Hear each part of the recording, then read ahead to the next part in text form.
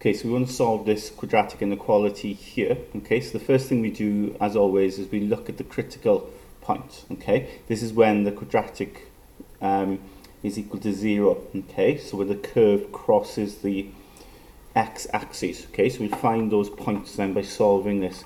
Now to solve this quadratic, it's going to be double bracket, yeah. Okay, and when you get a quadratic with value here greater than 1, you put that value then, so 3x in both brackets, okay, using this method. So there's lots of ways you can factorize this quadratic, but this is one approach, okay. So we put our multiply add here. Now, because there's 3 in front, what we do, of course, is you multiply then that 3 by the end number there, which is minus 14. So times then we get minus 42. And then we want them to add up to give minus 19. So two numbers we need that multiply to give this, add up to give 19. Well, if you keep it simple, 1 times 42, okay, 1 times 42, you can get that to multiply there, but you can't get it to add up to 19, or minus 19. But 2 times 21, if you think about that, you can get them to add up to give minus 19. If we make this minus 21 and plus 2, okay, then it works. So plus 2 minus 21. What you do then is, because we're solving this equal to 0 as well, don't forget, what you do with this method then, because you times by 3 at the start, you're going to have a factor of 3 in here, okay. So the first bracket there's no factor of 3, but in the second bracket there's a factor of 3. So we can take it out, factorize the 3 out, and in here then, well, 3 times x will give me 3x, and 3 times minus 7 will give me minus 21, okay, equals 0. That will cancel then with that 3, okay, so that will always work like that.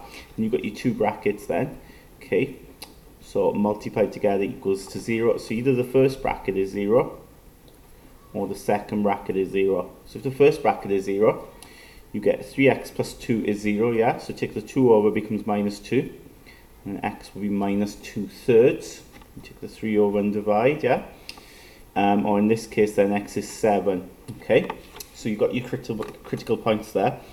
They are either side of the y-axis. So you've got 7 as one of them, and you've got minus 2/3 as the other. So we're going to draw then our smiley face, okay? So I'll turn it around. So it goes through those critical points. Let's look at what the inequality was then. Let's go back to our question. So if you remember then, our question had 3x squared minus 19x minus 14 is less than 0.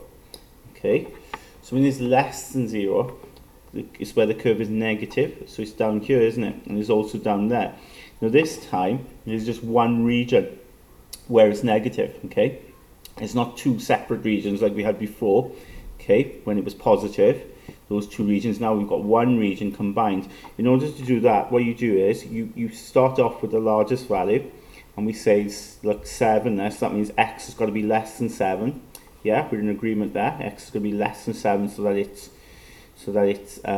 these values here to produce the negative values, but it's got to be greater than minus 2/3, isn't it? It's got to be above minus 2/3.